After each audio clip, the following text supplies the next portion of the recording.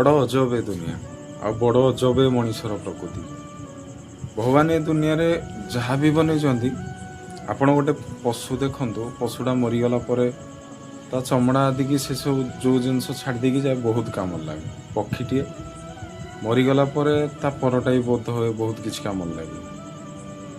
गछटे मरीगला ता काठठू आरंभ कर बहुत जिनस काम लगे। कि मनीष मनीष हाँ किसी तो भाग्यवान मनीष अच्छा निजर अंग को छाड़ी देकी जाती बहुत काम भी लगे। गोटे गोटे लोक नुआ जीवन भी पाती किंतु बहुत किसी मनीष छाड़ दियंती बोले कहवाक गले निंदा अपवाद राग हिंसा ये सब ताल भावतु मनीष समाज केते तलक पलैगला।